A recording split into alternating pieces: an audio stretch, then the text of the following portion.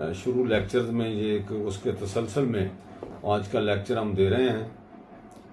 ये lecture DNA test के बारे में है। डीएनए टेस्ट एक मॉडर्न किस्म की तकनीक है जिससे एविडेंस कलेक्ट की जा सकती है और ये बड़ी अथेंटिक एविडेंस होती है किसी का रिलेशनशिप साबित करने के लिए, या और भी मामला इससे तय किए जा सकते हैं। अमूमी तौर पर पुलिस जो है ये रेप के केसेस में या दूसरे केसेस में डीएनए करवाती है, लेकिन आज जो हम गुफ्तगू करेंगे वो ये करेंगे कि क्या सिविल मैटर्स में डीएनए टेस्ट हो सकते हैं और उसका तरीकाकार क्या है।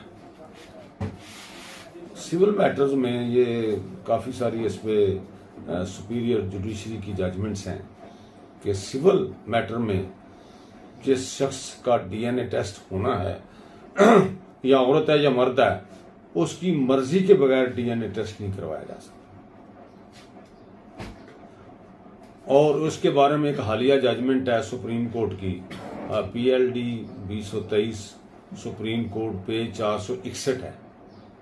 ये एक बड़ी फ्रेश जजमेंट है, ताज़ा जजमेंट है और उसमें सारा केस जो है केस ला डिस्कस किया गया है। उसके मुताबिक ये है कि किसी शख्स को मजबूर नहीं किया जा सकता कि वो डीएनए टेस्ट कराए इन द सिविल मैटर्स। हर हालत में उसकी परमिशन रिक्वायर्ड है। उसके बगैर अगर वो नहीं मानता या वो रजामंद नहीं है या वो इजाज़त नहीं देता तो उसका डीएनए जो है वो ज़बरदस्ती या उसकी मर्जी के बगैर नहीं करवाया जा सकता, जबकि फौजदारी केसेस में ऐसा मुमकिन है। तो ये फ़र्क है दोनों में। तो इसके बारे में मैं कहना चाहता था कि इसके पीछे what is the reason, why, फलसफा क्या है, क्यों नहीं ये उसकी परमिशन के बगैर करवाया जा सकता।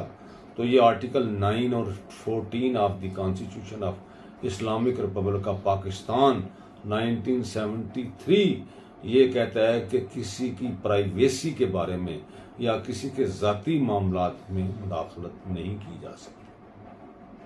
अगर वो नहीं चाहता अपने बारे में कुछ बताना या अपने आप को जाहिर नहीं करना चाहता, या वो चीज़ खुद अपनी मर्जी से छुपाना चाहता है, या वो समझता है कि डीएनए टेस्ट से कोई मामला ऐसा आ जाएगा जिसकी उसकी हैसियत पे या उसके मुकाम पे या उसके स्टेटस पे या उसकी शख्सियत पे कोई बुरा असर पड़ेगा, तो उसकी मर्जी है वो डीएनए टेस्ट की इजाज़त दे या ना दे।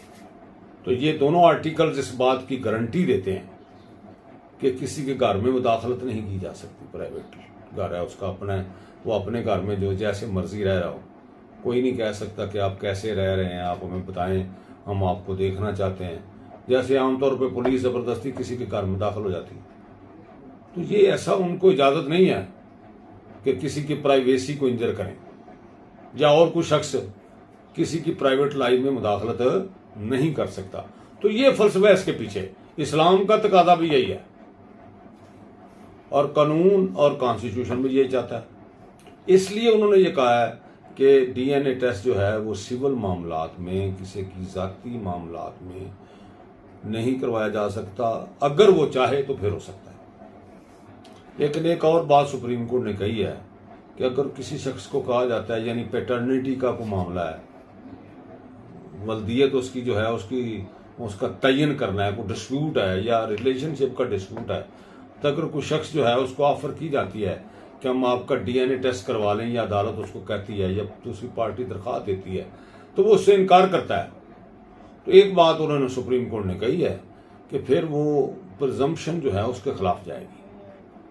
जैसा कि आर्टिकल 129G ऑफ द कानून शहादत में लिखा हुआ है कि अगर एक शख्स जो है वो किसी मामले से इन्हिराफ करता है, उससे कहा जाता है किसी एविडेंस से, वो नहीं जानबूझ के नहीं करवाता, तो ये समझा जाएगा कि वो इसलिए नहीं करवा रहा, ये इस एविडेंस को पेश होने नहीं दे रहा या किसी अच्छी एविडेंस को पेश नहीं कर रहा इस वजह से कि शायद वो उसके खिलाफ हो। तो बाज़ औक़ात ये भी तो हो सकता है ना कि उसको डर हो कि अगर डीएनए टेस्ट हुआ तो मैं फिर मेरा मामला जो है वो एविडेंस मेरे खिलाफ आ जाएगी या रिपोर्ट हो सकता है मेरे खिलाफ आ जाए, तो इससे डर रहा हो।